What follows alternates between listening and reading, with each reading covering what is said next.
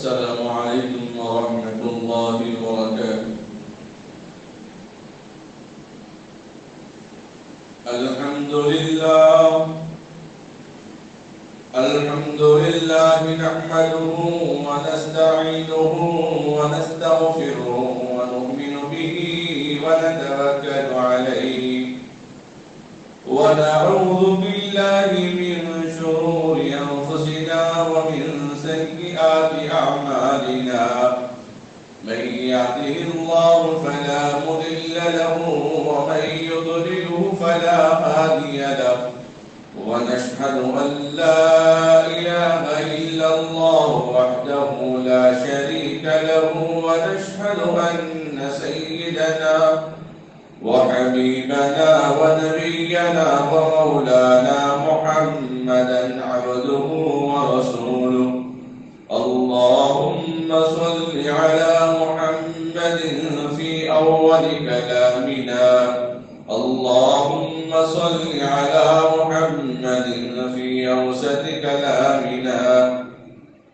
اللهم صل على محمد في آخر كلامنا. اللهم صل على محمد وعلى آله وأصحابه وأزواجه وأهل بيته أجمعين. أما بعد فأعوذ بالله من الشيطان الرجيم. بسم الله الرحمن الرحيم. يا أيها الذين آمنوا قوا أنفسكم وأهليكم نارا. وقال الله تبارك وتعالى في القرآن العظيم: أم كنتم شهداء إذ حضر يعقوب الموت إذ قال لبنيه ما تعبدون من بعدي. أما بعد فقد قال النبي صلى الله عليه وسلم: إن من أحبكم إلي أحسنكم أخلاقا. صدق الله مولانا العظيم وصدق رسوله النبي الكريم. نحن على ذلك من الشاهدين لمن الشاكرين والحمد لله رب العالمين.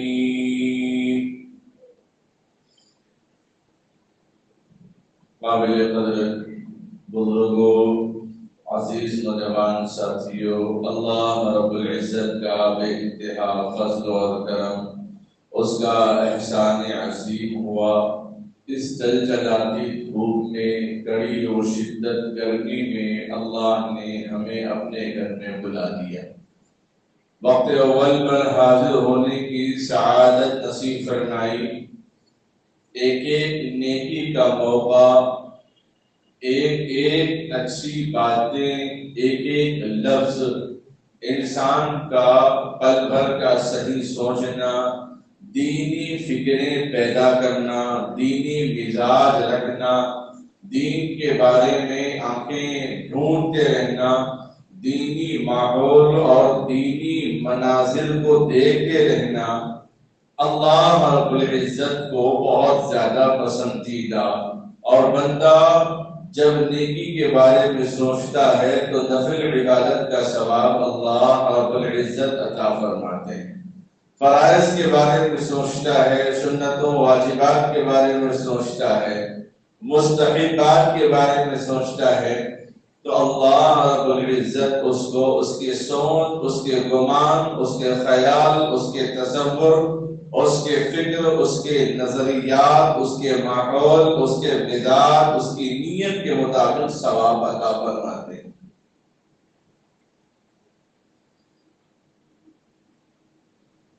اللہ رب العزت نے قرآن پاک کے اندر دین اسلام میں، شریعت میں جو راستہ دکھایا، جو طریقہ دیا، قرآن کریم میں اللہ نے فرمایا یا ایھا الناس اتقوا ربکم من نفس واحدۃ وخلق منها زوجها وبث منهما رجالا كثيرا ونساء واتقوا الله الذي تساءلون به والأرحام إن الله كان عليكم رقيبا۔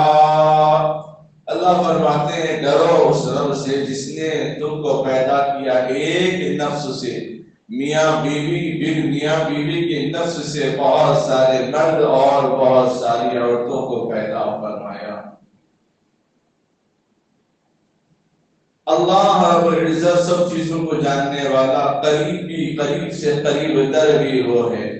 اللہ نے ابن آدم علیہ السلام کو پیدا کیا، رفتہ موقع بموقع شیطان کے بہکاوے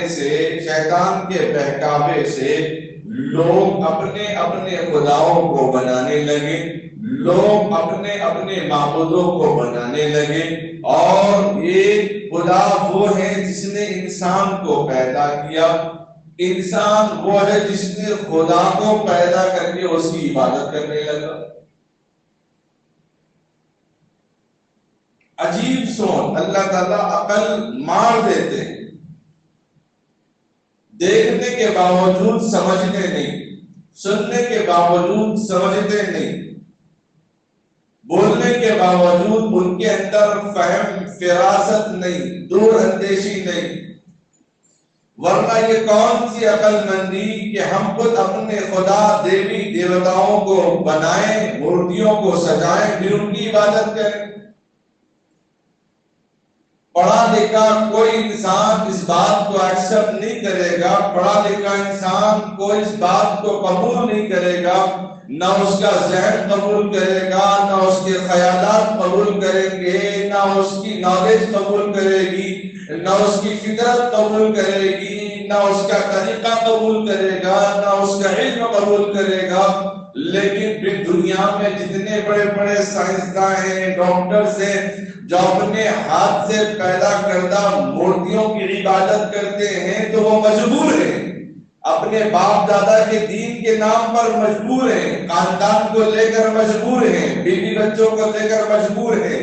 اب پرمپرا سے یہ چل رہا ہے تو چلنے دو، اس کو کیوں چھوڑ کر کون سا عذاب ہم کو خریدنا ہے؟ گھر کے اندر بیوی بھی ناراض، ماں ناراض، باپ ناراض، بھائی بہن ناراض، کنبہ ناراض، قبیلہ ناراض، علاقہ ناراض ہو جائے گا، تو میں کہاں جاؤں؟ لیکن ان میں بھی بعض وہ لوگ ہیں جن کے اندر لَوْ كَانَ فِيهِمَا آلِهَةٌ إِلَّا اللَّهُ لَفَسَدَتَا، اگر جن کے اندر خدا کی وحدانیت بیٹھ گئی، اللہ نے ان سے کہہ دیا کہ بتاؤ کیا دنیا کے نظام کو چلانے والے دونوں ہیں؟ لَوْ كَانَ فِيهِمَا آلِهَةٌ إِلَّا اللَّهُ، فرمایا اگر دنیا کے نظام دونوں چلانے والے ہوتے، مسجد کے صدر دو ہوتے، ملک کے وزیر اعظم دو ہوتے، اور علاقہ اور ریاست کے دو چیف منسٹر ہوتے، کسی گاڑی چلانے والے کے دو لیول یکساں ہوتے، تو بیٹھنے والے پیسنجر زخمی ہو جاتے۔ دنیا کے اندر، ملک کے اندر دو وزیر اعظم ہیں تو لوگوں میں پھوٹ پڑے گا، فساد مچایا جائے گا۔ اسی طرح اگر دو خدا ہوتے تو ایک خدا کہتا دن ہونا چاہیے، ایک خدا کہتا کہ نہیں رات ہونی چاہیے، ایک خدا کہے گا گرمی بہت زیادہ ہے بارش برسائیں گی، تو دوسرا خدا کہے گا نہیں گرمی کا موسم ہے اس کو اسی طرح رہنے دو۔ دونوں میں فساد مچ جاتا، بے موسم نہیں، بے موسم ماحول بے موسم ہو جائے گا، بے محل نہیں، بے محل ہو جائے گا، فساد مچ جائے گا۔ یہ ہر کوئی جانتا ہے جب کسی مسجد، کسی علاقہ، کسی ریاست، کسی ملک کے دو آدمی ایک ساتھ ذمہ دار نہیں ہو سکتے، اس کائنات کے دو خدا کیسے ہو سکتے ہیں؟ شیطان کے بہکاوے پر، لوگوں کے وسوسوں پر، من الجنۃ والناس الذی یوسوس فی صدور الناس، جو لوگوں کے دلوں پر وسوسہ ڈالتے ہیں، جنات شیاطین وسوسہ ڈالتے ہیں، انسان بھی وسوسہ ڈالتا ہے۔ ان وسوسوں کی وجہ سے لوگ الگ الگ مذہب بنا لیے. چلیے اتنے سارے مذاہب بن گئے، فرقے تو فرقے 73 فرقے ہیں، اتنے ہر ایک فرقے کے اندر کئی مذہب، ہر ایک فرقے میں کئی مذہب بن گئے. لیکن مذہب اسلام میں اللہ تعالیٰ نے جو پیغام دیا پوری دنیا کے اندر سب سے پہلے کہ ابتدائی اللہ نے آدم علیہ السلام سے پیدا فرمائی ہے. ہمیں یہ ذرہ برابر خیال نہیں آنا اپنے دلوں کے اندر کہ مسلمانوں کی تعداد کم ہوگی، مسلمان دوسرے نمبر پہ ہیں، مسلمان تیسرے نمبر پہ ہیں، مسلمان چوتھے نمبر پہ ہیں. اس کو سوچنے کی ضرورت ہی نہیں ہے. خطیب مالدار ہو یا نہ ہو، امام مالدار ہو یا نہ ہو، چاہے نماز پڑھنے والے ڈاکٹرز ہو، سیاستدان ہو، بڑے لیڈران ہو، لیکن سب میں آگے تو حافظ قرآن ہی آگے بڑھے گا، عالم دین ہی آگے بڑھے گا، خطیب ہی آگے بڑھے گا. یہی سوچ ہمارے اندر ہونا ہے. ہمیں ملک کے اندر کثرت میں کون لوگ زیادہ اس سے مطلب نہیں ہے. سب سے پہلے مسلمان ہے بس قطر، اس کے آگے نہ پیچھے کچھ سننا ہے. اللہ نے پہلا نظام اللہ نے اس کا بنایا، شیطان کے پیغام کے آنے پر لوگ بھٹک گئے ہیں، لوگ بھٹک گئے ہیں. یہ ذہن ہمارا مزاج بننا چاہیے.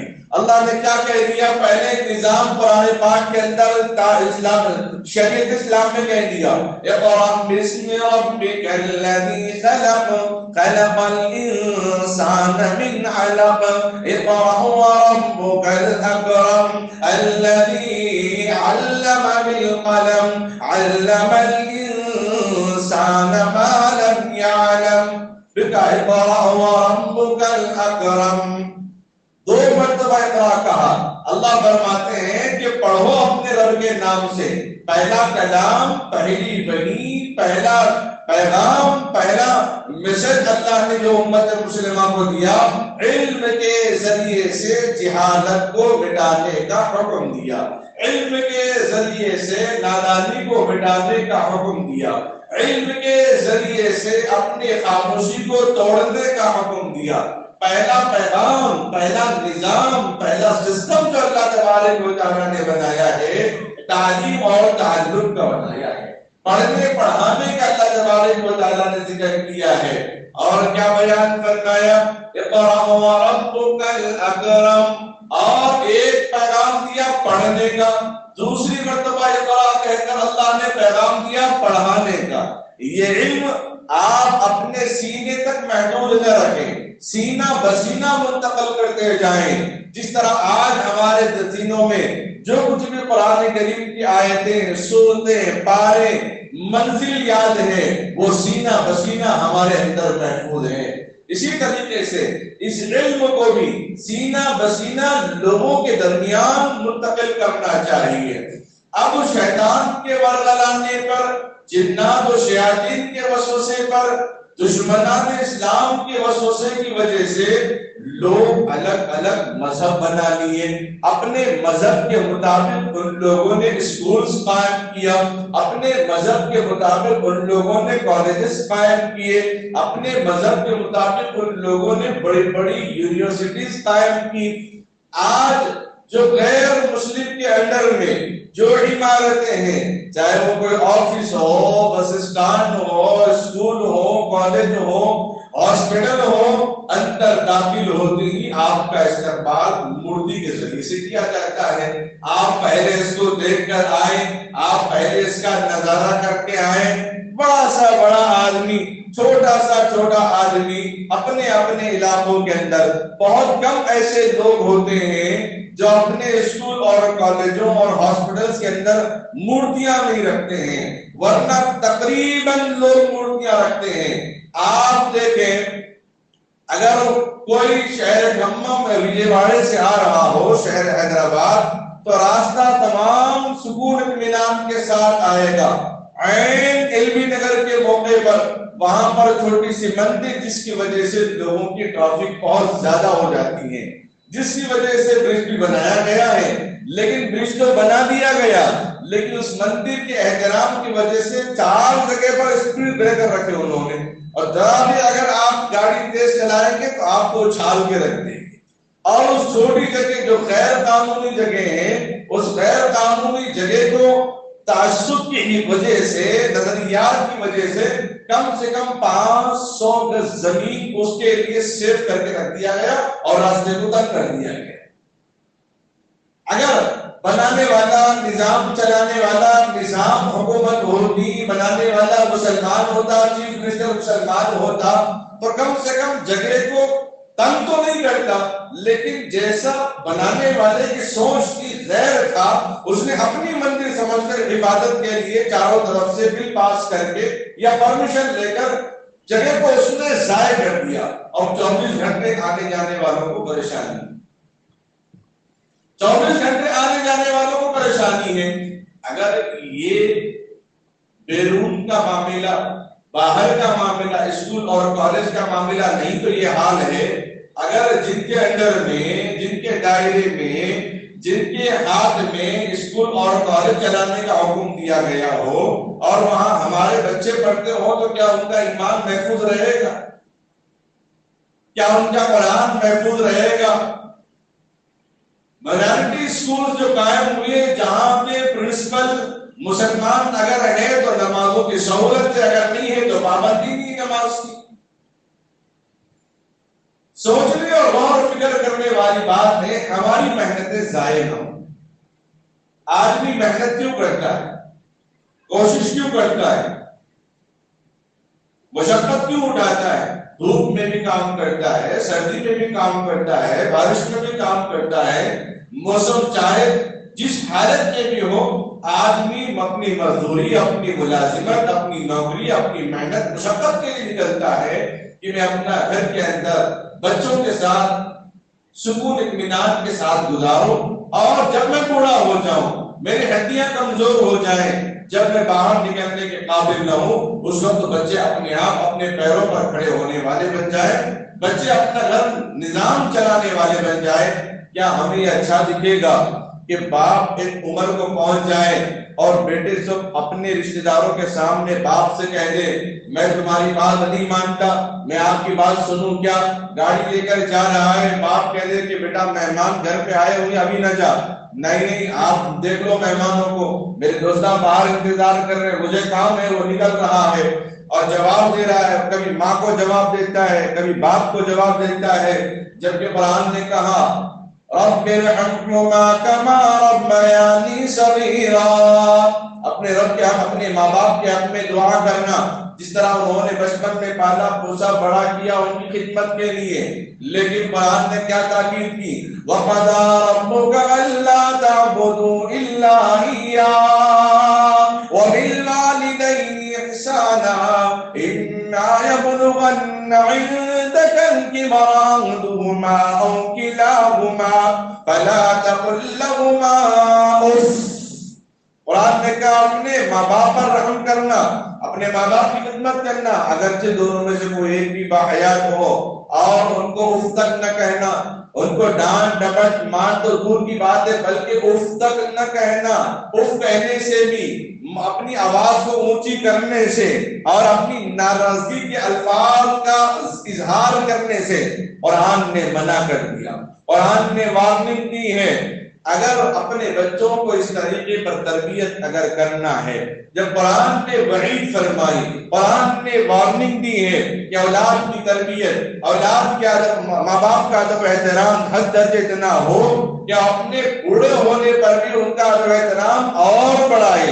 لقد خلقنا الانسان فی احسن تقویم، اللہ نے بہترین سانچے میں ڈال کر انسان کو پیدا کیا. وہ سانچہ کیا تھا؟ باپ کا خون اور ماں کا گود ہے. پھر اللہ تبارک و تعالیٰ نے فرمایا کہ ان ماں باپ کو اف تک نہ کہو. اور یہ ہماری تربیت، بچے اگر اب جواب دے رہے ہیں، ماں باپ کی نافرمانی کر رہے ہیں، تو اس کے ذمہ دار کون ہیں؟ ہم بولے اس کے ذمہ دار فلاں انسٹیٹیوٹ میں ڈال دیا تھا ایسا ہو گیا، فلاں کالج میں ڈال دیا تھا ایسا ہو گیا، فلاں دوستوں کی صحبت میں گیا تھا ایسا ہو گیا. آپ جانور کو مردار نہ ہونے دیتے، حلال ہی رہنے دیتے تو پھر ہر چیز شیر کباب اور قیمہ سب آپ کے لیے جائز ہوتا، لیکن ابتدائی پرورش آپ نے لائٹ لے کر کی ہے۔ پہلے جو ڈول کی رسی پکڑنے کی دروازہ تھا، جس بات کو نبی علیہ السلام نے فرمایا باپ جنت کے دروازوں میں سے ایک دروازہ ہے، ماں کے قدموں کے نیچے جنت ہے، اور ماں باپ نے بچوں کو ایسے ہی چھوڑ دیا، بس ایسے ہی جب چھوڑ دیا بچے سمجھ کر تھوڑی دیر کھیل کے آئیں گے، تھوڑی دیر دوستوں کے ساتھ جا کر آئیں گے، ہاں صحبت اچھی ہو تو بہت اچھی بات ہے، ماحول اچھا ہو تو بہت اچھی بات ہے، مسجد میں جا رہے ہیں گزار میں بہت اچھی بات ہے، چاہے وہ مسجد میں جائیں مدرسے میں جائیں، صحبت صحیح ہونا ضروری ہے، نیک لوگوں کی صحبت ضروری ہے۔ اس بات کی فکر مجھے اور آپ کو ہونی چاہیے، کیونکہ یہ جو محنتیں ہماری ہو رہی ہیں 20-30 سال محنت کر کے بچوں کو پڑھانا، ان کو بڑھانا اور ان کی تربیت کرنا، ان کے لیے جائیداد رکھنا، بعد میں یہ نوبت آئی کہ پوچھنے والا کوئی اولاد نہیں، پوچھنے والی کوئی اولاد نہیں، احترام کرنے والی کوئی اولاد نہیں، اس سے پہلے کہ یہ دن دیکھنا پڑے، اس سے پہلے کہ یہ نوبت آ جائے، اس سے پہلے کہ اللہ ہماری پرورش پر سوال اٹھائے، اس سے پہلے کہ اللہ کا قہر اور غضب نازل ہو جائے، اپنے بچوں کی تربیت ضروری ہے، اپنے بچوں کی اصلاح ضروری ہے۔ کوئی اشارہ نہیں، کوئی نشانہ نہیں کہ فلاں کا بچہ ایسا ہے، میرا بچہ ایسا ہے، نہیں، بلکہ فکر اور سوچ یہ ہو کہ میرے بچے کا جو وقت گزر رہا ہے، اب چھٹیوں کا موسم ہے، چھٹیوں کا سیزن ہے، چھٹیوں کے ایام اور مہینے چل رہے ہیں، ان دنوں میں آپ کا کوئی عزیز، کوئی رشتہ دار بولے کہ آپ کے بچے کو بھیجو ہمارے پاس، گاؤں میں بھیجو، محلے میں بھیجو، ہمارے پاس رہیں گا، تو آپ پہلے سوچتے ہیں اگر میں اس کو بھیجوں تو کیا وہ لوگ اس کی صحیح تربیت کریں گے، کھانا وغیرہ صحیح کھلائیں گے، اگر اس کو میں بھیجوں تو وہاں جانے کے بعد یہ بور تو نہیں ہو جائے گا، میں اس کو اکیلے بھیجوں یا اس کی والدہ کے ساتھ بھیجوں، اگر بچیاں ہیں تو میں اکیلے کیسے بھیجوں، یا ماں کے ساتھ بھیجوں گا یا پھر کوئی اور رشتہ دار بھائی کے ساتھ یا اور بہن کے ساتھ میں اس کو بھیجوں۔ دسیوں مرتبہ ہم سوچتے ہیں کسی کے مکان کو بھیجنے پر، کسی کے مکان کو بھیجنے کے لیے، کسی کی شادی ولیمہ میں بھیجنے کے لیے، کسی کی تقریب میں اپنے بچوں کو، اپنے گھر والوں کو چھوڑنے کے لیے 10 مرتبہ سوچتے ہیں کہ وہ جگہ سیف ہے نہیں ہے، وہ جگہ محفوظ ہے نہیں ہے، کسی قسم کی ان کو تکلیف تو نہیں ہوگی، جانی تکلیف تو نہیں، مالی تکلیف تو نہیں، عزت کی تکلیف تو نہیں، عصمت دری کا معاملہ تو نہیں آئے گا، راستے میں تکلیف تو نہیں ہوگی، پریشانی تو نہیں ہو جائے گی، اخراجات کا معاملہ آئے تو کوئی مسئلہ تو پیش نہیں آئے گا۔ ان سب انتظامات کو دیکھ کر ہم اپنے بچوں کو بھیجنے کے لیے تیار ہوتے ہیں، ورنہ ہم خود اپنے بچوں کو اپنے رشتہ داروں کے پاس لے جاتے ہیں، گھما پھرا کے سب سے ملاقات اور معاہدہ اور تعارف کرا کے اپنے بچوں کو ہم واپس لے آتے ہیں۔ چند دن کے لیے ہم یہ سوچ کر 10 مرتبہ سوچنے کے بچوں کو بھیجنا نہیں بھیجنا، پھر ایسے ادارے پر بھیجنے سے پہلے ہم 10 مرتبہ کیوں نہیں سوچتے جس کا ترانہ، جس کی شروعات پوجا کے ذریعے سے ہو رہی ہے، جس کی شروعات بے پردگی سے ہو رہی ہے، جس کی شروعات فلاں عمل سے شروع ہو رہی ہے۔ حیرت کی بات ہوتی ہے کہ جو بچیاں ہماری تقریب میں، ہماری شادیوں میں ٹخنوں سے اوپر کپڑا پہن کے نہیں آتی، بغیر دوپٹے کے باہر نہیں نکلتی ہماری بچیاں، گھروں میں بھی بڑی مشکل سے بغیر دوپٹے کے رہتی ہوں گی، لیکن اسکول کی یونیفارم کی وجہ سے، کالج کی یونیفارم کی وجہ سے، یونیورسٹی کے رولز کی وجہ سے بچیوں کو بے پردہ بھیجنا پڑ رہا ہے، بچیوں کو بغیر دوپٹے کے بھیجنا پڑ رہا ہے، بچیوں کو اسکرٹ پہنا کر بھیجنا پڑ رہا ہے، جن کا لباس گھٹنوں کے اوپر ہو جاتا ہے، کیونکہ ہم دیکھ رہے ہیں بچیوں کو جو ہمارے پاس بڑے راستے میں ایک صاحب مل گئے کہ ارے مولانا بہت دن کے بعد مل گئے، اور ان کی بچی غالباً 8 یا 9 کلاس میں تھی، بڑے اسکول میں پڑھ رہی تھی، اور اس کا لباس گھٹنوں کے بالکل اوپر تھا، وہ پیچھے پیچھے شرما رہی ہے، باپ کہہ رہا ہے کہ نہیں بیٹی یہ تمہارے استاد ہیں، لا آپ رہنے دیں اس کو، میں بعد میں گھر پہ بلا کے مدرسے میں بلا کے ملاقات کر لوں گا۔ پھر میں فوراً وہاں سے چلا گیا اور جا کر وہ شرمندہ ہوئی کہ بچپن میں مجھے میرے مولانا نے تعلیم دی تھی، آج وہ تعلیم پہ میں عمل نہ کر سکی، میرے ماموں اور میرے رشتے دار میرے ماں باپ کی ضد پر میں ایسے ایڈریس کے اسکول میں چلے گئی، جس کی وجہ سے آج گھٹنا میرے پڑھانے والے استاد کے سامنے میں برہنہ ہو گئی، آج مجھے شرمندہ ہے۔ تو آج اتنے بچے ایسے ہیں، ہم اپنے شادیوں میں ایسا لباس پہنانے کو تیار نہیں، شادیوں میں ایسا لباس نہیں پہناتے، دعوتوں میں ایسا لباس نہیں پہناتے، باہر گھمانے لے جائیں گے تو ایسا لباس نہیں پہناتے۔ اسکولوں میں جب اپنے بچوں کو بھیجتے ہیں ہم مجبور کیوں ہو رہے ہیں؟ اب مجبور کیوں ہیں کہ ہمارے بچیاں گھٹنوں سے اوپر کپڑے پہن رہے ہیں، بچے بھی گھٹنوں سے اوپر چڈیاں پہن کے نکل کے چلے جا رہے ہیں، بچپن سے یہ یونیفارم رکھا گیا، اب بچوں کو ایڈمیشن کے لیے لے جایا گیا، بولے چھوٹے بچے کیا ہوگا، چھوٹے بچے کیا ہوگا، ابھی سوچے چھوٹے بچے کیا ہوگا، چاہے بچہ چھوٹا ہو یا بڑا ہو، پردہ تو گھٹنے کے نیچے تک ہے اس کا بچوں کے لیے، اور بچیوں کا پردہ تو ٹخنوں تک اس کے لیے پردہ ہونا چاہیے۔ لیکن بعد میں اس سلیبس کی وجہ سے، اس تعلیم کی وجہ سے، پھر آگے جانے کی سہولت کی وجہ سے مجبور ہو کر وہیں پر اپنے بچوں کو ہم پڑھا رہے ہیں۔ چلیے بھائی پڑھا رہے بچیوں کے اندر، بچیاں پڑھ رہی ہیں، ہمارے بچے بھی پڑھ رہے ہیں، ہمارے علماء اور مشائخ نے یہ تجویز سامنے رکھی 5th کلاس تک، 5ویں جماعت تک لڑکے اور لڑکیاں اگر ایک کلاس میں بیٹھ کر الگ الگ میز پہ پڑھ لیے یہ ٹھیک ہے، یہ گنجائش ہے۔ یہ بات کب آئی تھی؟ تقریباً یہ بات 2008 میں بات آئی تھی، اس کے لیے گنجائش ہے، لیکن آج کے لیے 3rd کلاس کے لیے گنجائش ہے، 4th کلاس سے گنجائش دینا مناسب معلوم نہیں ہوتا ہے، بالکل مناسب معلوم نہیں ہوتا ہے۔ کیوں کہ بچے بڑھتی عمر میں کلاس میں بیٹھے ہوئے ہیں، ایک طرف بچیاں ایک طرف بچے بیٹھے ہوئے ہیں، آپ بھی اسکول میں پڑھے ہوئے ہیں، ہم بھی پڑھے ہوئے ہیں، آپ بھی کالج میں پڑھے ہوئے ہیں، ہم بھی پڑھے ہوئے، دیکھ رہے ہیں نظارہ۔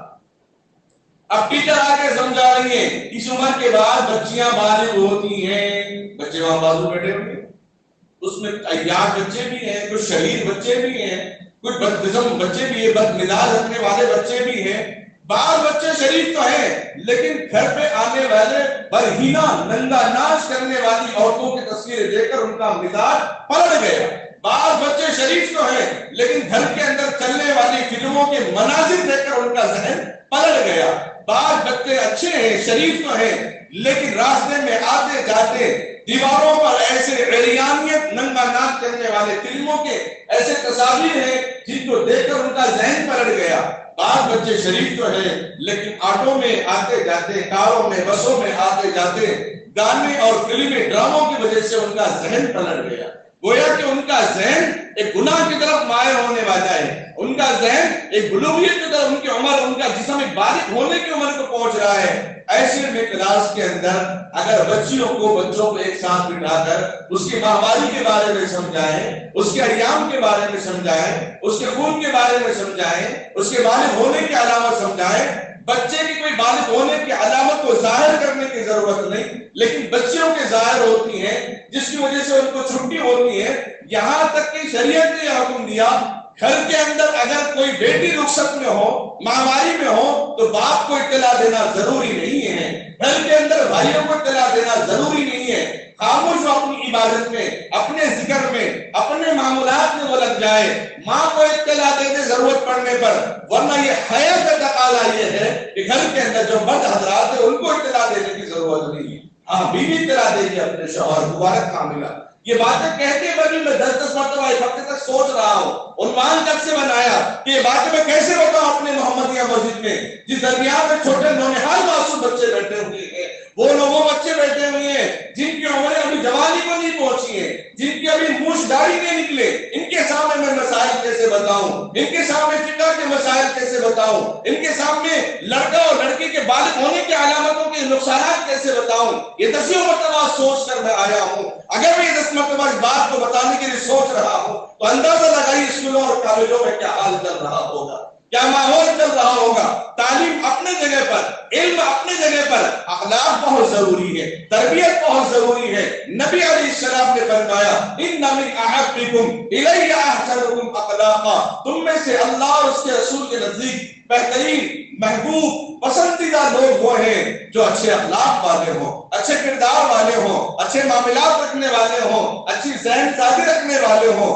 اب اسکول اور کالجوں کے اندر بچے بالغ ہو رہے ہیں، بچے مذاق اڑا رہے ہیں، بچیوں کا مذاق اڑا رہے ہیں، اور بچی خاموش ایک ہفتے تک چلے گئی، بچہ بچی سے پوچھ رہا ہے کہ فلاں لڑکی کیوں نہیں آ رہی، وہ بتا رہی کہ اس کے پیریڈ چل رہے ہیں، اس کے ایام چل رہے ہیں، وہ تو بالغ ہوئی، تمہیں نہیں معلوم۔ اتنی بے حیائی کی باتیں ہو رہی ہیں۔ سن 2006 کی بات بتا رہا ہوں، صحافت اخبار ہے دہلی کا، صحافت اخبار ہے دہلی کا، وہ اپنے ایک اسکول ہے، وہ اسکول کے اندر 8 کلاس سے 5 بچے مل کر 5th کلاس بچی کا منہ کالا کر دیتے ہیں اور ریپ کر دیتے ہیں۔ اب بتائیے کہ کہاں پہ ان کی تربیت ہوئی، کہاں پہ ان کی شہر سازی ہوئی، کسی نے ان کو بتایا کہ اس کی علامتیں کیا ہیں، اس کے طریقے کار کیا ہیں؟ صحافت کے اندر باضابطہ یہ نیوز آئی ہے۔ تو ہم اپنے ادارے ہم قائم کیوں نہ کریں، اپنے کالجز ہم قائم کیوں نہ کریں، اپنے اسکول ہم قائم کیوں نہ کریں؟ کم سے کم ایسا انتخاب کریں بچوں کے لیے علیحدہ تعلیم ہو، بچیوں کے لیے بالکل علیحدہ تعلیم ہو۔ انگریز کے اندر، مالداروں کے اندر یہ تو بات ہے کہ ایسے اسکول سے 10th کلاس کے اے سی نان اے سی، آپ اے سی میں پڑھنا چاہ رہے ہیں، اے سی کلاس میں آپ بچوں کے ایڈمیشن کرانا چاہتے ہیں یا بھی نان اے سی میں آپ ایڈمیشن کرانا چاہتے ہیں؟ میں نے دیکھا اپنے آنکھوں سے، شہر حیدرآباد کے اندر بھی بہت سارے، کھمم میں بھی میں نے اپنے آنکھوں سے دیکھا ہے۔ اسکول کے سروے کیا گیا تو وہاں پہ باضابطہ لکھا ہوا ہے کہ آپ اپنے بچے کو اے سی میں پڑھانا چاہتے ہیں کہ نان اے سی میں پڑھانا چاہتے ہیں، جس میں مسلمان لڑکیاں بھی ہیں، مسلمان بچے بھی ہیں۔ ہمارے بڑے اچھا فرماتے تھے، اساتذہ بھی فرماتے تھے، بچوں کی تعلیم کے میدان میں ماں باپ کو چاہیے کہ دشمن کا رول ادا کرے۔ دشمن کا مطلب سختی نہیں بلکہ خاموشی کیا، کہ بچہ سمجھ جائے کہ اس معاملے پر ماں باپ ہم سے کوئی کمپرومائز کرنے والے نہیں ہیں۔ کھلانے پلانے کے معاملے پر ماں باپ کو محبت اور شفقت کے ساتھ معاملہ ادا کرنا چاہیے۔ تو بڑے بڑے اسکولز والے اے سی نان اے سی بنا سکتے ہیں، لیکن کم سے کم اتنا لحاظ نہیں کر سکتے کہ بچوں کے لیے الگ تعلیم دینا چاہیے، بچوں کو علیحدہ بلا کر ان کو تعلیم دینا چاہیے۔ تھوڑی دیر کے لیے باتیں بتاتے ہو، میں کشم و کش میں مبتلا ہو رہا ہوں، شاید آپ بھی کشم و کش میں مبتلا ہو رہے ہیں کہ عنوان وہ چل رہا ہے، لیکن یہ اسکولز میں کیا ہو رہا ہے؟ کوئی نہ کوئی بچی کے ایام تو چلتے ہوں، خبریں تو پھیلتی رہتی ہیں، کوئی نہ کوئی بچی تو 5th کلاس کے بعد 7th کلاس کے بعد بالغ کی عمر کو پہنچ کے وہ چھٹی کرے گی، بچوں کو تو وہ باتیں معلوم ہوتے رہیں گی، کالج کے اندر بھی یہ باتیں معلوم ہوتے رہیں گی، فلاں کے اندر تو یہ باتیں معلوم ہوتے رہیں گی، فلاں کے اندر یہ باتیں معلوم ہوتے رہیں گی۔ اس لیے خدا را ہمیں ضرورت اس بات کی ہے کہ ہم اپنے کالجز قائم کریں، ہم اپنے اسکولز قائم کریں۔ اگر یہ قائم نہیں کر سکتے تو کم سے کم ایسے اسکول کا انتخاب کریں جہاں پہ لڑکیوں کے لیے علیحدہ تعلیم ہو، لڑکوں کے لیے علیحدہ تعلیم ہو۔ حالات ہم دیکھ رہے ہیں، حالات ہم اور آپ دیکھ رہے ہیں، اس رخ پر جا رہے ہیں۔ کسی کی نشاندہی کرنے کی ضرورت نہیں، کسی کے معاملے کی رہنمائی کرنے کی ضرورت نہیں۔ جو لوگ بولتے ہیں کہ نہیں بھگوا لو جہاد جو چل رہا ہے وہ تو اب چل رہا ہے، لیکن پہلے تو ہمارا جہیز کے معاملے میں جو اونچ نیچ اور مان کا، اب اخبار میں خبر آئی کہ پوری دنیا کے اندر ہندوستان دوسرے نمبر پہ جہیز کی ڈیمانڈ کرنے کے۔ اگر جس کسی کا باپ جہیز دینے کی طاقت، استطاعت، پاور نہیں رکھتا تو وہ کیا کرے گا؟ انتظار کرے گا ایسا رشتہ آئے کہ لین دین کا معاملہ نہ ہو، ایسا رشتہ آئے کہ جن سے مطالبہ نہ ہو۔ پھر بچیاں جوان ہو کر گھر پہ بیٹی کیا کریں گی؟ بھٹک جائیں گی باپ کے تانے سن کر، ماں کے تانے سن کر، رشتے داروں کے تانے سن کر۔ ہر کوئی آئے گا، کیا ہوا اب تک نہیں دیکھی بچی کو، کیا ہوا اب تک نہیں کرے، نہیں جمع، ابھی فلاں کے پاس جانا تھا، فلاں کے پاس جانا تھا، فلاں کے پاس جانا تھا۔ یہ تانے سن کر بچیاں بھڑک جا رہی ہیں۔ ہم خود بھی اس کی ذمہ دار ہیں، ہم سے اللہ تبارک و تعالیٰ پوچھیں گے تم نے اس نکاح کو اتنا مشکل بنایا کیوں؟ بچیاں غلط راستے پر اٹھ رہی ہیں، غلط قدم اٹھا رہی ہیں۔ ایک واقعہ میں نے چند سال پہلے بھی آپ حضرات کو بتایا تھا، نلگنڈے کے اندر ایک بچی فرار ہو گئی غیر کے ساتھ۔ نوجوان بچے، بڑے جذباتی، بڑے خدمت گزار بچے نلگنڈے کے، وہ پیچھا کر کے اس کو پکڑ گئے۔ لڑکی نے کچھ نہیں کہا، ایک ہی کہا میں اس کو ابھی چھوڑنے کو تیار ہوں، اس سے مجھے کوئی مطلب نہیں، لیکن آپ میں سے کوئی مجھ سے نکاح کرے گا تو میں خوشی خوشی آ جاؤں۔ سب سر جھکائے، کوئی جواب نہیں دے سکتا۔ مشورے قابل قبول نہیں، مشورے میں عمل آدمی کا جان اور مال بھی لگنا چاہیے، تڑپ بھی رکھنا چاہیے انسان کے اندر، ورنہ مسجد میں تو ہر کوئی آ کے مشورہ دیتا رہے گا، کولر ادھر نہیں ادھر رہنا چاہیے، اے سی ادھر نہیں ادھر رہنا چاہیے، کھڑکیاں اتنی رکھنی چاہیے، اتنی اونچی نہیں اور اتنی اونچی رکھنی چاہیے۔ مشورے تو ہزار دینے والے ہوتے ہیں۔ اس کے لیے خدا را پہلا کام یہ ہے، ہم اپنے بڑی عمارتیں بنا سکتے ہیں، بڑے بزنس ہم کھول سکتے ہیں، تو کیا ہمارے اس علاقے کے لیے، ہمارے شہر کے اندر ایسے کالجز الحمدللہ ہیں شہر حیدرآباد کے اندر کہ جہاں صرف لڑکیوں کے لیے علیحدہ تعلیم، لڑکوں کے لیے علیحدہ تعلیم؟ اگر اس میں مشکل ہو رہی ہے، اس کے باوجود بھی مشکل ہو رہی ہے، آپ تو ارادہ کر لیے ابھی سے کہ میں انشاءاللہ اپنے بچوں کو ایسے اسکول میں ڈالوں گا جہاں صرف لڑکوں کی تعلیم ہوتی ہو، یا پھر اپنے بچوں کو ایسے اسکول میں، اپنی بچیوں کو ایسے اسکول میں ڈالوں گا جہاں صرف لڑکیوں کی تعلیم ہوتی ہو۔ ایک صاحب ملاقات کر کے بتا رہے تھے، میں اپنے بچے کو، ابھی کی بات نہیں، سن 2003 کی بات ہے، ملاقات کر کے بتا رہے ہیں اپنے بچی کو میں نے ایسے اسکول میں ڈالا جہاں صرف ایڈمیشن 50,000 روپے۔ ایک مرتبہ بچے کو بریک دینے کے لیے، ٹفن دینے کے لیے گیا، دیکھا وہاں بچہ میرا بچیوں کے ساتھ کھیل رہا ہے، بچیوں کے ساتھ ایسے نازیب کے ساتھ کھیل رہا ہے کہ جس کے اندر درمیانوں میں تکلف ہی نہیں ہے۔ بس دیکھ کر میں نے گھر آ کر فیصلہ کر لیا کہ نہیں، میرا ایمان میرے بچے کا ضروری ہے، میری تعلیم ضروری ہے، اخلاق بچوں کی میرے ضروری ہے۔ فوراً میں نے اس کو نکالا وہاں پر اور ایسے اسکول میں ڈالا جہاں دینی مزاج ہو، ایسے اسکول میں ڈالا جہاں پر صرف لڑکوں کی تعلیم ہوتی ہو۔ یہ خاتون اپنے بچوں کو لے کر جا رہی ہیں، راستے میں کار خراب ہو گئی ہیں تو پیدل روڈ کی طرف آ رہی تھی کہ یہاں سے بھی آٹو وغیرہ لے کر چلیں گے، اپنے دونوں بچیوں کو لے کر جا رہی ہیں۔ جب وہ آگے نکل گئی، بچے پیچھے رہ گئے، کچھ آگے بڑھنے کے بعد پلٹ کر دیکھ رہی کہ بچیاں میرے کہاں گئے، کیونکہ قدم قدم پہ ماں کو نیند میں بھی بے چینی ہوتی کہ میرے بچی کہاں ہے، میرے بچے کہاں ہے۔ تو پلٹ کے دیکھا کہ راستے میں ایک مندر تھی، تو بچیاں دونوں اس طرح پوجا کرنے کے لیے کھڑے ہوئے، مسلمان بچیاں۔ کیوں؟ ان کو اسکول میں داخل ہوتے پہلے یہی عمل کرایا جاتا ہے۔ اب جو کہتے ہیں کہ نہیں ہم فلاں پہ عمل نہیں کراتے اس موقع پر، ہم تو فلاں کو چھوڑ دیتے ہیں، اب تقریبات میں ہم دیکھ لیے کالج کے بچیاں الحمدللہ ناچ رہی ہیں، عیدوں کے نام پہ ناچ رہی ہیں، راکھی باندھ رہی ہیں، مسلمان بچیاں ہندو بچوں کو باندھ رہی ہیں، ہندو بچیاں مسلمان بچوں کو باندھ رہی ہیں۔ یہ ایسا زہر ہے جو ہمیں اس کا اندازہ نہیں ہے۔ جب آدمی نقصان میں جائے گا، اولاد بھٹک جائے گی بڑے ہونے کے بعد، تب اس کو احساس ہوگا کہ ارے میں نے غلط فیصلہ کیا، میں نے غلط قدم اٹھایا ہے۔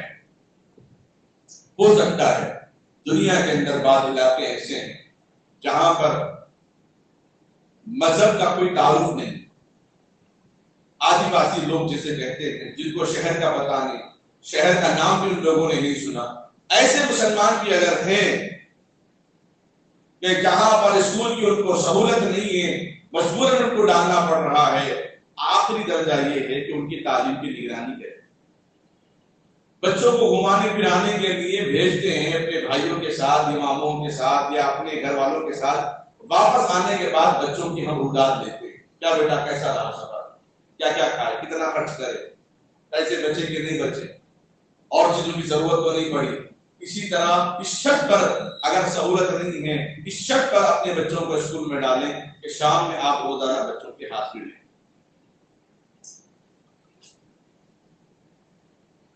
سارے محلے کے لوگ اگر متفقہ طور پر کسی اسکول والوں سے اگر بات کر لیتے ہمارا یونیفارم بہت ضروری ہے، اس کے بغیر ہم اپنے بچوں کو ایڈمیشن نہیں کرائیں گے، تو شروع میں ہی وہ رولز ہٹا دیں گے، وہ یونیفارم کا رول ہٹا دیں گے، کہیں گے کہ ہاں بچوں کو پورا مکمل شلوار پہننے کی اجازت دیں گے، حجاب کی اجازت دیں گے۔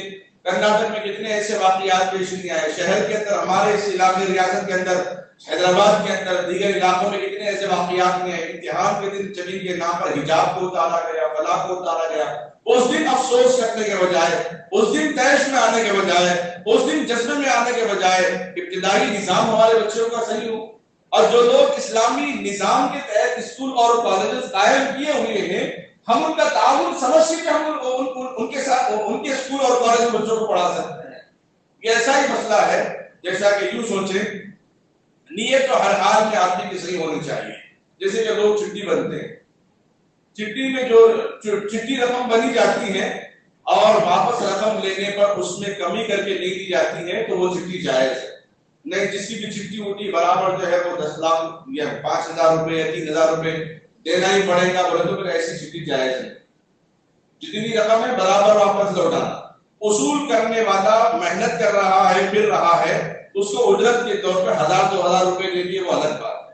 آپ کو پہلی چٹھی ہونا ہے تو آپ کو 10,000 چھوڑنا پڑے گا، 2 لاکھ روپے چھوڑنا پڑے گا، باقی کے 8 لاکھ آپ کے ہو سکتے ہیں، یہ سود میں آئے گی، ایسی چٹھیاں جائز نہیں۔ اور چٹھی میں یہ بات ہوتی ہے کہ بھائی آپ کے پہلے اگر آپ کی چٹھی اٹھی تو بہت اچھی بات ہے، اور جتنے لوگ آپ کے لیے جمع کرے ہیں وہ سب کا آپ کے لیے قرض حسنہ.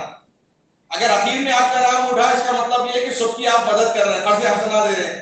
ایسا کرنے کے واپس آپ کو رقم ملنے والی ہے اور ثواب بھی ملے گا. تو اپنے اسکول جو چل رہے ہیں یوں سمجھے بھائی کچھ پیسے اگر چلے بھی گئے تو ایک مسلمان ادارے کو, جہاں پر اور بھی ہمارے محلے کے ادارے ہیں, جہاں جہاں مسلم ادارے قائم ہیں, ہندو لوگ بھی اپنے بچوں کو لا کے وہاں ڈال رہے ہیں. ایک گاؤں ہے, قریہ ہے, سریاپور ڈسٹرکٹ کولاڑ, وہاں بیان کرنے جانا ہوا, بڑی بنڈا نام گاؤں کا. وہاں جب میں بیان کرا اس کے بعد روزہ کیا تو وہ اسکول کے اندر, وہ مدرسے کے اندر, وہ اسکول کا نظام کے تحت چل رہا ہے جیسے ہمارے پاس چلتا ہے. تقریباً 5 لڑکیاں جو غیر مسلم ہے برابر حجاب پہن کے آگے پڑھ رہے ہیں. بیان کرنے کے بعد میں نے ان کے تاثرات لیے, لوگوں سے, اساتذہ سے پوچھا کہ ایسے کیسے ہوا, تو کہنے لگے محلے کی جو عورتیں غیر مسلم ہیں وہ مسلمان بچیوں کو دیکھ رہی ہیں, گھر کے کام کاج کر رہے ہیں, خدمت میں لگے ہیں, اپنی عزت کی خود ہی حفاظت میں لگے رہتے, بولنے کی ضرورت نہیں, دوپٹہ صحیح کرو, پردہ صحیح کر لو, کپڑے صحیح کر لو, شلوار نیچے کرو, بولنے کی ضرورت نہیں. ان چیزوں سے متاثر ہو کر غیر مسلموں نے, ایک دیہات کا واقعہ سنا رہا ہوں, شہر کا نہیں, شہر میں الحمدللہ بہت سارے اپنے مسلم جو ادارے وہاں پر بھی غیر مسلم بچے پڑھ رہے ہیں, تو وہ غیر مسلم عورتیں ان کے تاثرات یہ ہیں کہ بچی ہماری بچی بن کے رہتی ہے ہمیشہ, یہ باہر بھی جائے تو ہمیں ان کی فکر نہیں ہوتی, اس لیے کہ باحجاب جاتی, یہ اچھا ماحول ان کو مل رہا ہے, اس لیے ہم ان کو وہاں پر. اب وہ بچے کو قرآن پڑھنا بھی آتا ہے, اردو پڑھنا بھی آتا ہے, دعائیں بھی بچوں کو یاد ہے, زبردستی یاد نہیں دلائی جاتی, لیکن سنتے سنتے یاد ہو گئی. بتائیے آپ کو سورہ فاتحہ یاد کرنا پڑا؟ نہیں, کیوں؟ تراویح سنتے سنتے یاد ہو گیا سورہ فاتحہ, اذان سنتے سنتے یاد ہو گئی اذان. اس لیے ماحول کا بہت اثر ہوتا ہے. خدا را ان چیزوں کی فکر کرے, اپنے نونہالوں کی فکر کرے, ان کی ادب گزارش ہے. یہ آج کا جو مواد ہے میرے لیے تو آخرت کا ذخیرہ ہے, اس کے علاوہ دنیاوی کوئی فائدے کے لیے میں نے بات نہیں بتائی. یہ آپ حضرات کے لیے, امت کے نونہالوں کے لیے, امت کے نوجوانوں کے لیے, امت کی ماؤں کے لیے, امت کے بہنوں کے لیے گھر سے بڑا پیغام آپ حضرات کو میں نے دیا ہے. خدا را اپنے بچوں کو ایسے اسکول کالجوں میں شریک کرائیں جہاں پر دونوں کو علیحدہ علیحدہ تعلیم ہو. اگر مسلم ادارے کا انتخاب نہیں کر سکتے تو کم سے کم علیحدہ تعلیم کا انتخاب کریں, وہ بھی نہیں کر سکتے تو شام آنے پر ان کی ایمان کی حفاظت کی باتیں پوچھیں, ان کے ایمان کے بارے میں سوالات کریں. اس گرما میں رمضان میں تو بہت ساری دی ہم بچوں کو, کسی کے پاس 100 200 5000 10,000 20,000, کسی کے پاس لاکھوں بھی جمع ہو گئی. لیکن اب جو گرماؤں کی جو تعطیلات ہے ان میں ہم بچوں کو بتا سکتے ہیں کہ 5 وقت کی نمازیں پڑھ کے آؤ, اتنے سورے پڑھ کے آؤ, اتنا انعام ہم آپ کو دیں گے, تو یقیناً اس باپ کے لیے دونوں جہاں میں کامیابی. جو دین دنیاوی تعلیم دیتا رہا, جو مال اس نے خرچ کیا دنیا کی تعلیم کے لیے, جو ثواب اللہ نے اس کو عطا فرمایا, اگر اس تربیت پر اس نے اپنے مال کو خرچ کیا, یقیناً 4 گنا زیادہ ثواب اللہ اس کو عطا فرمائے. اور زیادہ بھی دے سکتے ہیں. بندے کا اختیار اتنا ہے جتنا کہا گیا. اللہ کا فضل وہ ہے جو انگنت ہے, جو بے شمار ہے. بندہ اپنی طاقت سے مانگتا ہے, اللہ اپنے فضل سے اس کو عطا فرما دیتے ہیں. جتنے اپنے گھروں میں نواسے ہیں, پوترے ہیں, رشتہ دار ہیں, بھتیجے ہیں, بھتیجیاں ہیں, نواسے نواسیاں ہیں, ان کو دینی ترغیب دے کر کہ فلاں کا واقعہ معلوم کر کے آؤ, پڑھ کے آؤ, کسی کے پاس بھی پڑھ کے آؤ, یہ واقعہ مجھے سنائیں گے یعقوب علیہ السلام کا, یہ واقعہ مجھے سنائیں گے مریم علیہ السلام کا, یہ واقعہ مجھے سنائیں گے آدم علیہ السلام کا, یہ سورہ سنائیں گے مجھے, تو میں انشاءاللہ آپ کو انعامات دوں گا. اس لیے مجمع اکٹھا کرنے کی ضرورت نہیں. شادی کی تقریب میں چلے جاتے ہیں, بچوں سے سوالات کریں, بھائی اسلام کی کتنی بنیادیں, بچے پورے جمع ہوں گے, آپ تو کچھ تحفے لے کر جائیے. اس کے لیے باضابطہ ادارہ بنانا ضروری نہیں, چلتے پھرتے دین کا کام کرنا انبیاء نے ہمیں سکھایا ہے. آپ شادی کی تقریب میں جاتے ہیں, وہاں بچے جمع ہو جاتے ہیں, پاپ کارن پہ جمع ہو جاتے ہیں, کینڈی لینے جمع ہو جاتے ہیں, یا بچے آتے رہتے ہیں. آپ ایک بینر بنائیے کہ بچوں کو یہاں پہ کوئی اس کے سوالات نہیں جائیں گے, نقد انعام دے دیا جائے گا, ان کے کھلونے یا ان کی ضرورت کی چیزیں ان کو دے دی جائیں گی, بچے پورے جمع ہو جائیں گے. آپ سوالات کیجیے بچوں کو, بچے جو جواب دیں گے حکیم فیصلہ کر کے 5-10 بچوں کو انعام دیں. پھر اگلی تقریب خاندان میں ہوگی تو رخے میں یہ بھی اعلان کرائیے بچوں کے کوئز کا نماز کے بارے میں مقابلہ ہوگا, کوئز کے بارے میں سوالات کیے جائیں گے, جو اچھا جواب دے گا اس کو انعام دیا جائے گا. پھر آپ کی تقریبیں انشاءاللہ یہ دین کا کام کرے گی, تبلیغ کا کام کرے گی, دعوت کا کام کرے گی. بچوں کے اندر شعور پیدا ہو جائے گا. جیسے چھٹیوں میں آتے ہیں لوگ بچے پوچھتے ہیں, لوگ پوچھتے ہیں چلو فارم ہاؤس جا کے آئیں گے, گرما کا موسم ہے, آم کے پیڑوں میں جا کے آئیں گے, جھولا جھول کے آئیں گے. جب بھی تقریب آئے گی شادی کی, بچے یہ دیکھیں گے پہلے اس کے اندر, بچے یہ دیکھیں گے پہلے اس کے اندر کہ یہاں نیچے ہمارے متعلق کوئی بات تو نہیں آئی کہ ہمارے دادا حضرت نے یہ قدم اٹھایا, ماموں نے یہ قدم اٹھایا, چچا نے یہ قدم اٹھایا, بھائی نے یہ قدم اٹھایا. ارے روپے کے لیے 20-25 ہزار روپے خرچ کر سکتے ہیں, انعامات کے لیے 5,000 تقسیم نہیں کر سکتے, 10,000 تقسیم نہیں کر سکتے. کھانے کے لیے 10-10 لاکھ روپے خرچ کرتے ہیں, جس میں 50,000 بچوں کے لیے انعامات, خاندان کے بچوں کے لیے دین کا جذبہ پیدا کرنے کے لیے, اس کے لیے ہم خرچ نہیں کر سکتے. ہم یہ نہیں کریں کہ آؤ مسجد میں دے دو سب مال, ہم یہ نہیں کریں آؤ سب مال مدرسے میں دے دو. آپ اپنے گھروں میں, اپنے شادی کاموں میں, اپنے فنکشنوں میں اپنے خاندان کے بچوں کو انعام دے. محبت بھی بڑھے گی, نفرتیں دور ہو جائے گی, بچے آپ سے اٹیچ ہو جائیں گے, آپ جو بات کہیں گے فوراً اس کو قبول کر لیں گے. کل کو بچے بڑے ہو جائیں گے, ارے فلاں صاحب اچھا مشورہ دیتے ہیں, ان سے ہم مشورہ لیں. آپ کا احترام بھی ہوگا, اللہ عزت کی زندگی بھی دیں گے.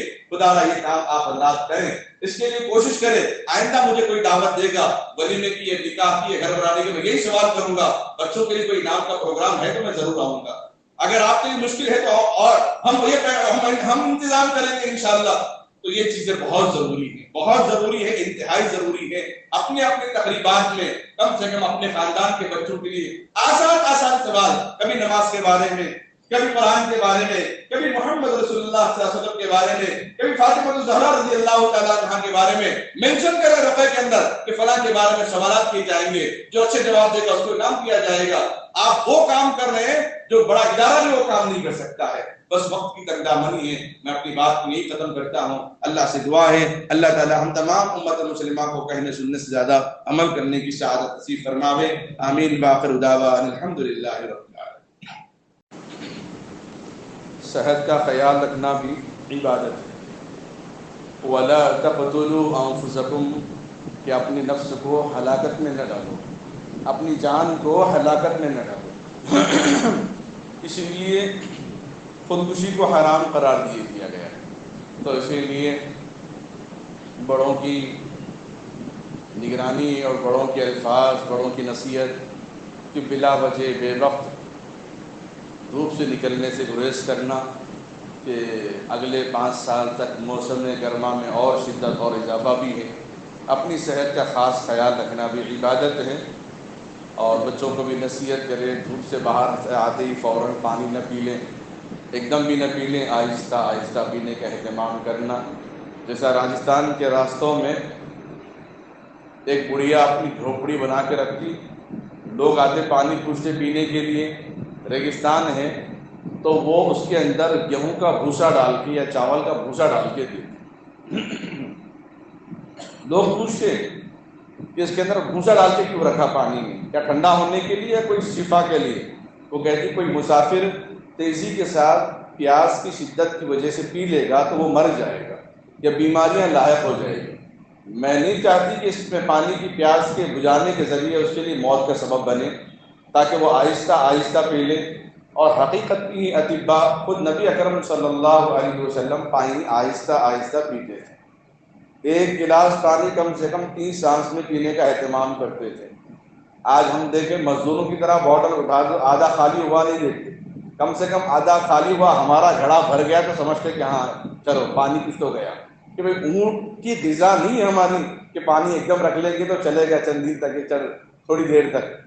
کہ آدمی جتنا آہستہ پانی پیے گا وہ پانی اس کے لیے جبڑوں تک پہنچے گا, زبان کے ٹیسٹ جو برڈس ہیں اس تک پہنچیں گے, جب دانتوں تک پہنچیں گے, اس سے پیاس بجھے گی بھی انسان کی آہستہ پینے کی وجہ سے. پانی کو مزے لے کر پینا چاہیے, سکون اطمینان سے پینا چاہیے. اور اس گرمی اور شدت میں آپ محسوس کر رہے ہیں ایک ساتھ اتنا بڑا مجمع جب مسجد میں جمع ہو جاتا ہے یا باقی اوقات میں بھی لوگ نماز پڑھتے ہیں تو گرمی بہت زیادہ ہوتی ہے. اس لیے اپنے مرحومین کے نام پر یا اللہ نے جو آپ کو مال دیا ہے اس مال میں سے اپنے مرحومین کے نام سے اے سی کا انتظام کریں اس مسجد کے لیے. تقریباً مسجدوں میں الحمدللہ انتظام ہو رہا ہے. اللہ کا جو نام ہے بہت بلند ہے, اللہ اکبر. اس کے نام, اس کی ذات, اس کے صفات کے حساب سے اس کے گھر کے اندر بھی چیزیں ہونی چاہیے اور اس کا خیال بھی رکھنا چاہیے. اس لیے آپ حضرات سے گزارش ہے کہ اے سی کی ضرورت ہے اس مسجد میں. آپ حضرات مسجد کے جو ذمہ داران ہیں جناب حاجی صاحب خواجہ صاحب یہاں پر تشریف فرما ہیں، ان حضرات سے آپ رابطہ کریں تو انشاءاللہ یہ آپ کی رہبری کریں گے، ان اللہ معجور ہوگا۔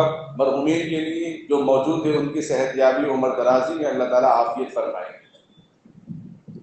بچوں کی تربیت کے سلسلے میں جو باتیں آئی تھیں، ام کنتم شہداء اذ حضر یعقوب الموت اذ قال لبنیہ ما تعبدون من بعدی، جب یعقوب علیہ السلام دنیا سے رخصت ہو رہے تھے اس کے بعد اپنے بچوں کو جمع کیا پہلے اور پوچھا کہ اے میرے بیٹوں میرے بعد تم کس کی عبادت کرو گے؟ یہ نہیں فرمایا کہ جائیداد کیسے تقسیم کر لیں گے، کون کس پہ ہاتھ مارے گا، کوئی لڑے گا جھگڑے گا۔ سب سے پہلا پیغام یعقوب علیہ السلام نے جو دیا، اے میرے بچوں میرے بعد تم کس کی عبادت کرو گے؟ بچہ اگر عبادت میں خدا کی وحدانیت میں پکا ہے تو اس کا جنت میں جانا یقینی ہے۔ جب اولاد جنت میں جائے گی تو اس کا نعم البدن اللہ تعالیٰ اس کے والدین کو عطا فرما دیتے ہیں۔ اور نبی علیہ السلام نے کیا فرمایا، لقمان علیہ السلام، تقریباً انبیاء علیہ السلام جن کو اولاد سے نوازا سب نے اپنے بچوں کو یہی تعلیم دی کہ میرے بعد تم کس کی عبادت کرو گے؟ یعنی میں اللہ کی عبادت کرتا تھا، اب میرے جانے کے بعد تم کس کی عبادت کرو گے؟ یہ عہد دیا کرتے تھے۔ اللہ کے نبی علیہ السلام نے حجۃ الوداع کے موقع پہ کیا فرمایا، لوگوں دو چیزیں چھوڑ کے جا رہا ہوں، مضبوطی سے تھامے رکھنا، ایک قرآن کو، دوسرا میری سنت کو۔ تیسرا صحابہ کو کیوں نہیں فرمایا؟ اس لیے کہ صحابہ خود مخاطب تھے۔ لوگ بولتے دو ہی چیزیں بولے نا، صحابہ نہیں بولے نا، تو صحابہ مخاطب تھے، صحابہ خود مخاطب تھے۔ اب بولے کتنے لوگ شریک ہیں تو خود کو بھی اس میں شریک کر لیں گے گننے میں۔ اسی لیے اپنے بچوں کی تربیت آسان انداز میں فون میں یہ وہ چیزیں دیکھنے کے بجائے خدا کی وحدانیت کے بیانات، خدا کی وحدانیت کے مضمون اور اس کے متعلق جو کتابیں ہیں پڑھ کے بچوں کو ایمان کی وحدانیت سمجھائیں گے، چاہے ہمارے پاس سرمایہ ہو یا نہ ہو، بچے کو خدا کا دروازہ معلوم ہو جائے گا کہ لینے دینے کا دروازہ یہی ہے، مسجد ہے، اہل اللہ ہے اور بڑوں کی خدمت ہے۔ انہی چیزوں سے اللہ تبارک و تعالیٰ سب کچھ دینے والے، اس کو بات سمجھ میں آئے گی۔ سب سے اولین فریضہ ماں باپ کا یہ ہے بچوں کو خدا کا تعارف کرائیں، خدا کی بڑائی کو بیان کریں، خدا کی بڑائی کو سمجھائیں۔ اور دوسرا تعارف یہ ہے کہ محمد رسول اللہ صلی اللہ علیہ وسلم کی بہترین زندگی، خیر الہدی ہدی محمد صلی اللہ علیہ وسلم، بہترین طریقہ زندگی آپ صلی اللہ علیہ وسلم کا طریقہ زندگی ہے۔ اس سے بہتر کوئی طریقہ نہیں ہو سکتا کہ نبی کی سنت سے واقف کرائیں، صحابہ کی سیرت سے واقف کرائیں، اولیاء کی تعلیمات سے واقف کرائیں، خاندان کے جو بڑے حضرات ہیں، رشتہ دار ہیں، ان کا تعارف کرائیں، ان سے ملائیں، ان سے دعائیں لیں، تو انشاءاللہ اس ذریعے سے بچوں کی بہترین تربیت ہوگی۔ یہ اچھا موقع ہے، اللہ سے دعا ہے اللہ ہم سب کو کہنے سننے سے زیادہ عمل کرنے کی سعادت نصیب فرمائے۔ درود شریف پڑھ۔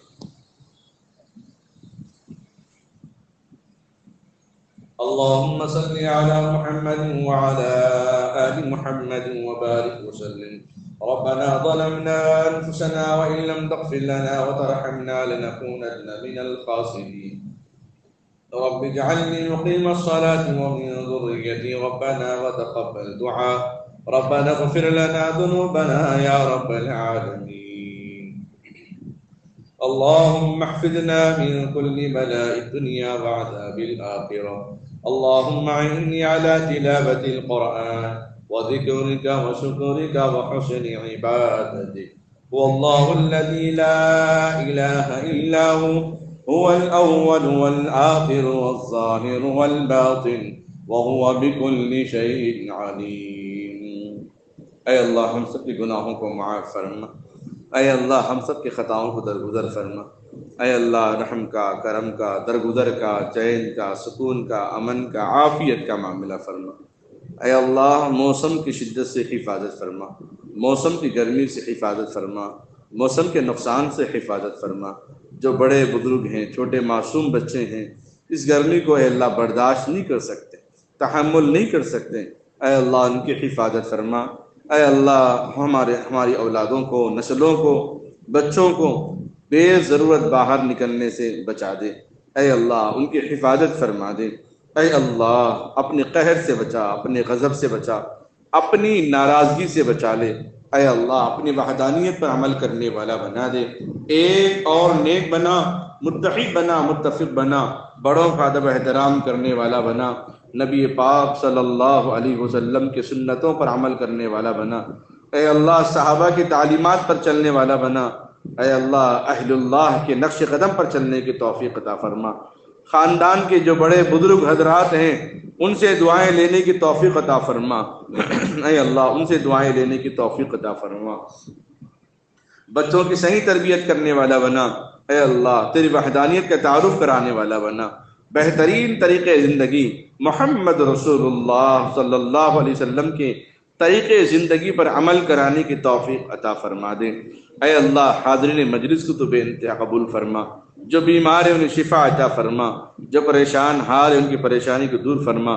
جو قرض میں ڈوبے ہیں غیب سے اس کے قرض کے بوجھ کو آسان فرما، پڑھنے والے بچوں کو کامیاب عطا فرما، اے اللہ جو ناکام ہیں ان کو اثر نہ ہوئے اللہ پھر دوبارہ کامیابی عطا فرما، اے اللہ اپنی اولاد میں سے کسی ایک کو حافظ قرآن بنانے کی سعادت نصیب فرما، اے اللہ بعمل حافظ قرآن بنا، بعمل عالم دین بنا، اے اللہ دینی مساجد، مدارس، مکاتب، خانقاہوں کی حفاظت فرما، خصوصاً اس مسجد کی حفاظت فرما، اس مسجد کے بنانے والوں، خدمت کرنے والوں کی حفاظت فرما لے، اے اللہ نکاح کو آسان فرما، زنا کو مشکل سے مشکل بنا دے، اے اللہ جو لڑکے لڑکیاں نکاح کے انتظار میں ہیں ان کے نکاح کو آسان فرما، اے اللہ جو بیوہ ہیں اثر نہ ان کا نکاح دوبارہ عطا فرما، اے اللہ جو طلاق شدہ ہوں اے اللہ دوسرا نکاح ان کے لیے آسانی کا معاملہ فرما دے، میاں بیوی کے اندر محبت پیدا فرما، الفت و عافیت پیدا فرما، رشتے ٹوٹنے سے حفاظت فرما،